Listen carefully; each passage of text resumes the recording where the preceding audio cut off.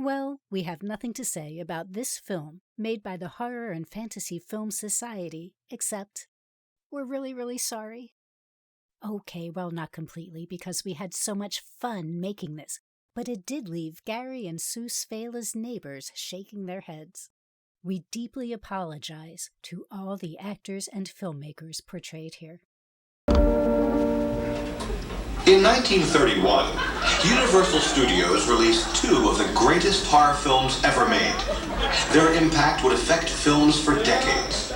Dracula, directed by Todd Browning and starring then unknown Bela Lugosi, is famous for presenting the greatest opening 20 minutes on film and typecasting Lugosi for the rest of his painful career.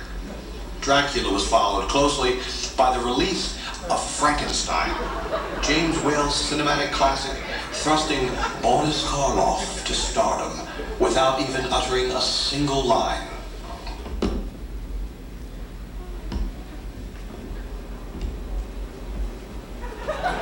'32 saw the continuation of Universal's dominance in the horror cinema with the release of The Mummy.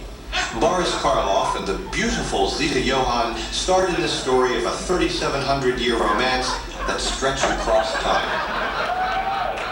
RKO entered the monster arena with a giant film in 1933, King Kong.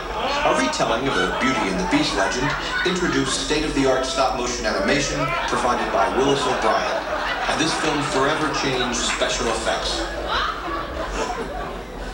1935 brought Universal's arguably greatest horror film to the screen with James Whale's Bride of Frankenstein, starring Karloff and Elsa Lanchester.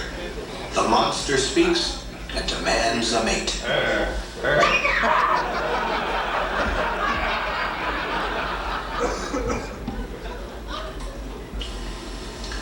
Universal continued its dominance of the horror market, releasing The Wolfman in 1941, introducing Lon Chaney Jr. to the horror screen as the ill-fated Larry Talbot, releasing his savage urges on unsuspecting victims.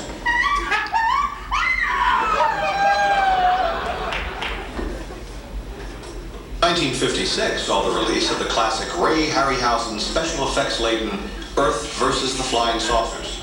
The film played on the country's newfound paranoia of UFOs.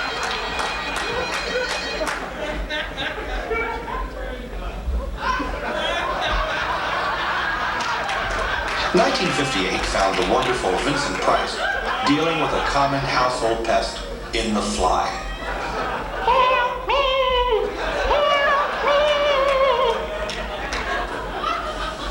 Allison Hayes terrorized her cheating husband Harry and his sexy girlfriend Yvette Vickers in 1958's Attack of the 50-Foot Woman. Harry!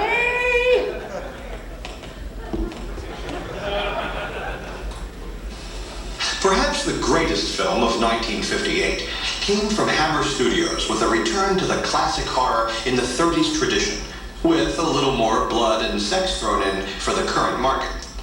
Horror of Dracula introduced Christopher Lee to the screen as a sexier, deadlier vampire version of Lugosi, and Peter Cushing as Dracula's nemesis, Dr. Van Helsing. These two actors were destined to take over for Karloff and Lugosi. 1960 saw the release of the Hitchcock classic, Psycho. Psycho forever changed the look of the horror film with its naked realism.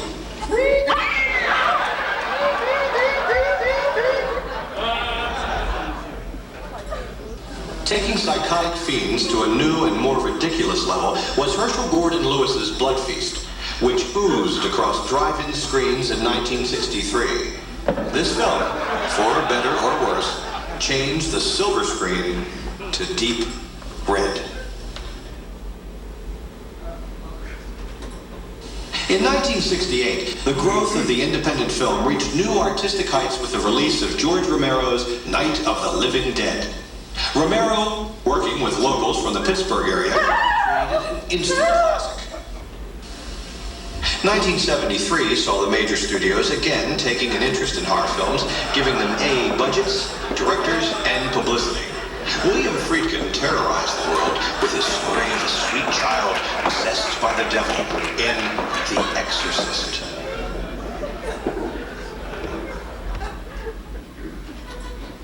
Toby Hooper's independent chiller, Texas Chainsaw Massacre, tore up the drama. Chainsaw is perhaps the most successful independent film of this decade, and made Hooper a hot property.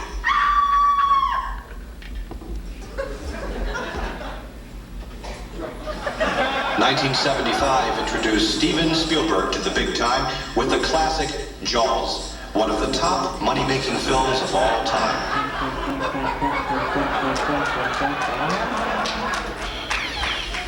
1977 provided two of the top moneymakers of all time and brought thousands of sci-fi fans' dreams to the big screen with George Lucas's Star Wars.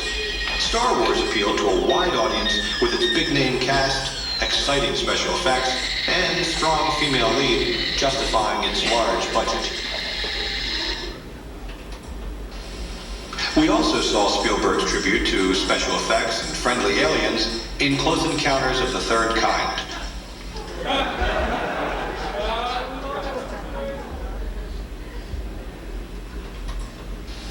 1979 introduced visionary director Ridley Scott to the public with one of the best films of the last 30 years, Alien.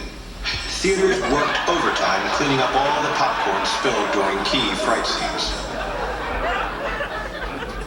With the advent of the home video market in the 80s, independent productions were springing up across the country. In New Jersey, local producer Ted Boas brought Deadly Spawn to the screen.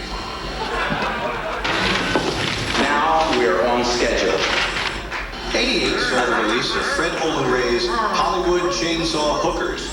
Hookers used the talent of a new batch of Hollywood scream queens who made their name in low-budget, direct-to-video horror films.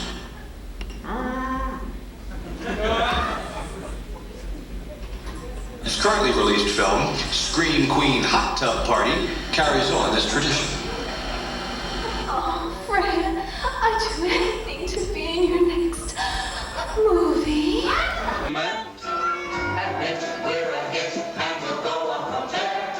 We played a charade that was higher than air. A good old-fashioned affair. As we sing this finale, we hope goes up your alley. No doubt.